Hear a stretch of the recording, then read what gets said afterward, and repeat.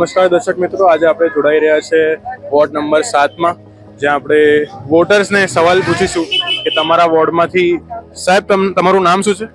મારું નામ રાજેશ કુમાર ભગવંતદાસ ભાવનાણી છે. સાહેબ તમારો વોર્ડ કયો છે? આ વોર્ડ નંબર 7 છે. અને અહીંના કોર્પોરેટરના ઇલેક્શનમાં અત્યારે કોણ ઊભું છે ઉમેદવારમાં?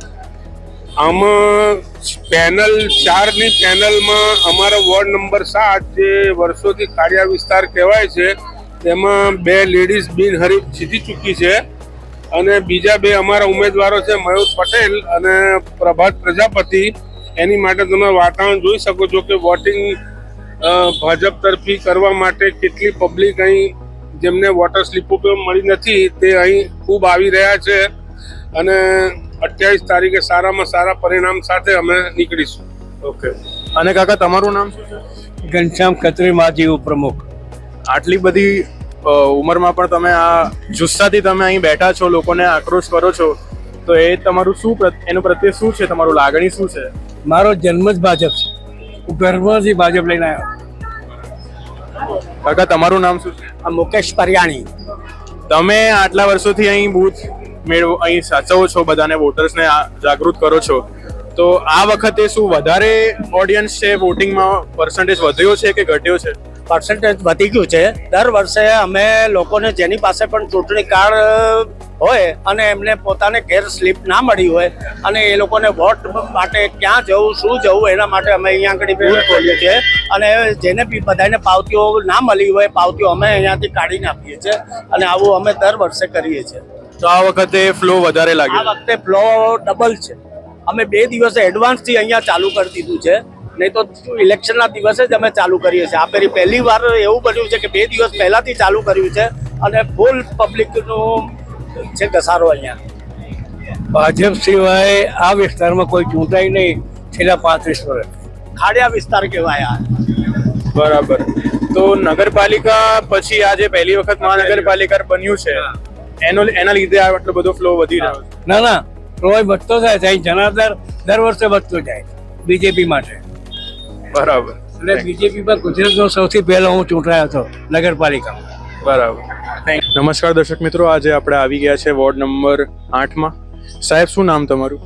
પટેલ રાકેશ કુમાર જયંતિભાઈ મુખી. સાહેબ તમે તો આટલા વર્ષોથી મતદાન કરી રહ્યા હશો, તમને આ વખતે આ વોર્ડમાં નગરપાલિકા મહાનગરપાલિકા બન્યા પછી શું ફેર તમને લાગી રહ્યો છે વોટર્સમાં?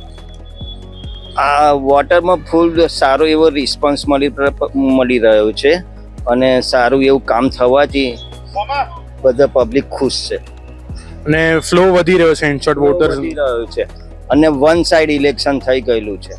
મતદારો જાગૃત થઈ ગયા મતદારો જાગૃત થઈ ગયા છે, નાના મોટા સર્વ બધા જાગૃત છે. અને નગરપાલિકા જ્યારે મહાનગરપાલિકા બની તો એનાથી તમે કશો ફેર પડ્યો છે, દેખાઈ રહ્યો છે? આ વિકાસમાં ઘણો મોટો ફેર, રોડ, રસ્તા, ગટર, લાઇટો બાઇટોમાં બધો ખાસો વિકાસ થઈ રહ્યો છે. તમારા વોર્ડમાંથી કોણ છે ઉમેદવાર અત્યારે હાલમાં? હરે કૃષ્ણભાઈ વિઠ્ઠલભાઈ પટેલ. તમે એમની સાથે જોડાયેલા છો? જોડાયેલા છે. નમસ્કાર દર્શક મિત્રો, આપણી સાથે જોડાઈ ગયા છે હરિકૃષ્ણભાઈ પટેલ ઉર્ફ HK પટેલ, વોર્ડ નંબર 8 માંથી. સાહેબ, ભાજપા સરકારે તમને આ વખતે ઉમેદવાર જાહેર કર્યો છે, એમને ભરોસો તમારો મૂક્યો છે તમારા પર, તો શું કહેશો એમના લીધે? અમારી ભાજપ ની ટીમ જેણે મારી પર વિશ્વાસ મૂકી અને મને ઉમેદવારી કરવાની તક આપી છે એનો હું ખરો ઉતરીશ. પ્રજાના સઘળા કામો જે અધૂરા હશે, જે આવતા હશે, એ બધાની વાચા અમે આપીશું તથા મતદારોને અપીલ છે કે તમે મતદાન કરો. બસ એ જ અમારે અત્યારે છે. આ વખતે જ્યારે નગરપાલિકા મહાનગરપાલિકામાં બદલાઈ ગઈ છે તો વોટર્સનો જે ફ્લો છે ઘટ્યો છે, શું છે તમારા વોર્ડ? વોટર્સનો ફ્લો તો અમારા વોર્ડમાં રહેવાનો જ. સ્વયંભૂ પ્રજા મતદાન કરે છે અને ખૂબ સપોર્ટ વર્ષોથી આ વોર્ડનો રહ્યો છે અને રહેશે. શું લાગે છે આ વખતે આખો ભાજપાનો ઝંડો લહેરાવાનો છે આણંદમાં?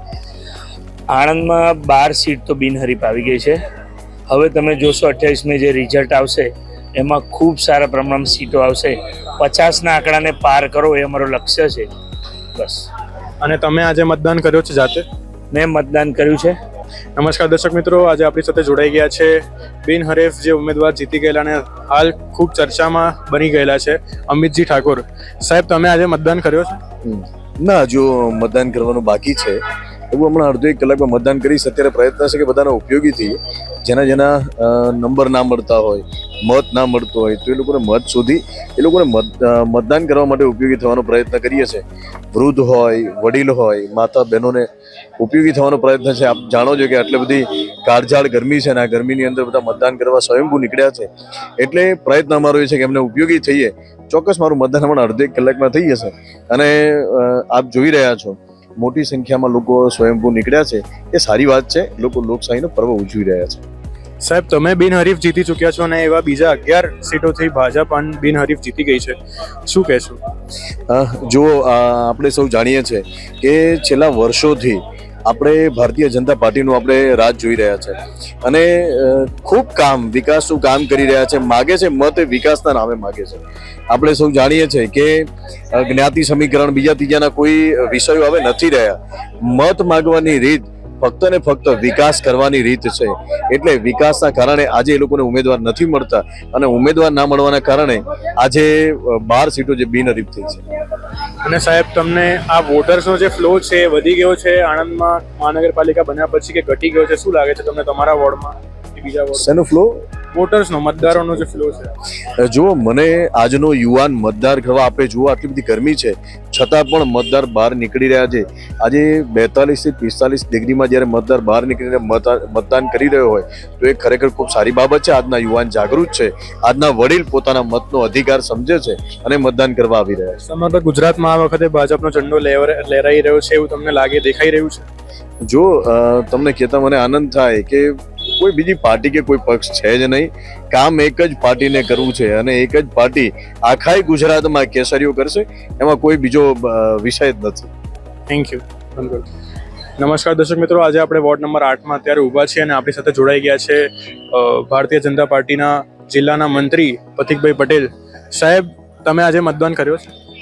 મેં અવશ્ય મતદાન કરી લીધું છે. સવારમાં વહેલા ઉઠીને જ મારું મતદાન મેં પહેલું પૂર્ણ કરી દીધું છે. પહેલે મતદાન ફિર જલપાન એક સ્લોગન છે, એટલે મેં સવારમાં ઉઠીને પહેલું જ મતદાન કરી દીધું છે.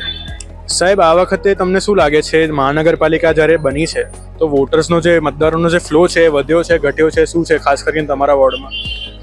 મતદારોનો ફ્લો ખૂબ જ સારો છે. આટલો તાપ છે તો પણ મતદારનો ફ્લો બહુ ઘણો સારો છે. તમે જોઈ શકો છો કે સવારમાં ઉઠીને જ લોકો પોતપોતાનો મત આપવા માટે સવારમાં વહેલા જ આવી ગયા છે. બરાબર. અને શું લાગે છે આ વખતે ભાજપનો ઝંડો આખા સમગ્ર આણંદમાં લહેરાવાનો છે? એમાં કોઈ બે મત નથી. સમગ્ર આણંદમાં ભાજપનો ઝંડો લહેરાવાનો છે, કેમ કે તમે વિકાસ જોઈ શકો છો કે મહાનગરપાલિકા સૌપ્રથમ પહેલી વાર થઈ કરમસદ આણંદ મહાનગરપાલિકા અને ખૂબ જ સારો વિકાસ એમાં થયો છે. એટલે ભાજપનો ઝંડો 100% લહેરાવાનો છે.